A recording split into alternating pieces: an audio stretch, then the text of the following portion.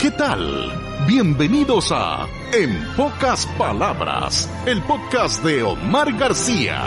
El doctor Tedros Adhanom Ghebreyesus, director de la OMS, confirmó que unos 40 millones de dosis de la vacuna contra el COVID-19, creada por la farmacéutica Pfizer, serán entregadas a COVAX, la iniciativa de la Organización Mundial de la Salud para distribuir inmunizaciones de manera equitativa en el primer trimestre de este año.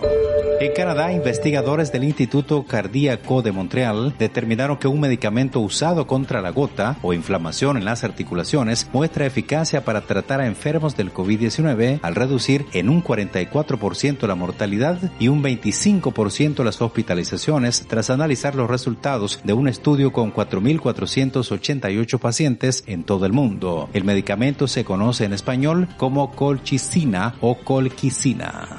En Portugal, en medio de una mortal tercera ola de contagios, el gobierno suspendió las clases durante 15 días y detuvo la enseñanza en línea, una estrategia aceptada por buena parte de la comunidad educativa por considerar que la educación virtual acentúa las desigualdades. En Reino Unido, la Asociación Médica Británica pidió a los responsables de salud que reduzcan el número de semanas entre la primera y la segunda dosis de la vacuna de Pfizer-BioNTech por considerar que no se puede justificar esa ampliación de 12 semanas a fin de vacunar a más personas. Dos estudios internacionales confirman que en la mayoría de los pacientes con infecciones respiratorias que pierden el sentido del olfato se debe al coronavirus. El COVID-19 también provoca pérdida del gusto.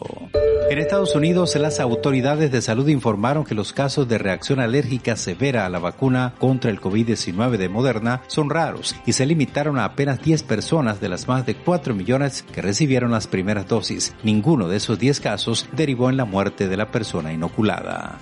Expertos de la OMS reiteraron que las mascarillas de tela siguen siendo eficaces incluso contra las nuevas variantes del coronavirus porque el modo de transmisión es el mismo. La Organización Mundial de la Salud no prevé cambiar sus recomendaciones. En Francia, el presidente Emmanuel Macron recibió una llamada telefónica del presidente estadounidense Joe Biden, con el que coincidió en el deseo de fortalecer las relaciones bilaterales en materia medioambiental y de salud, con énfasis en la lucha contra el coronavirus.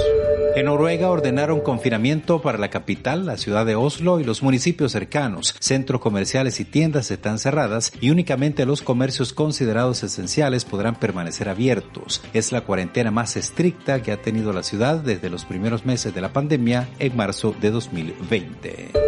En Bélgica, los ministros de Exteriores de la Unión Europea analizan en Bruselas la aplicación de nuevas sanciones contra Rusia después de la detención de Alexei Navalny y el arresto de más de 3.000 personas en diversas manifestaciones de apoyo al opositor ruso.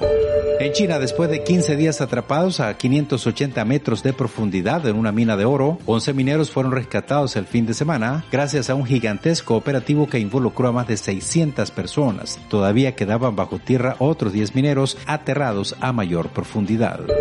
Con motivo del Día Internacional de la Educación celebrado este 24 de enero, Naciones Unidas recuerda que antes de la pandemia había en el mundo 258 millones de niños y adolescentes, la mayoría niñas, sin escolarización. El COVID-19 empeoró esta situación.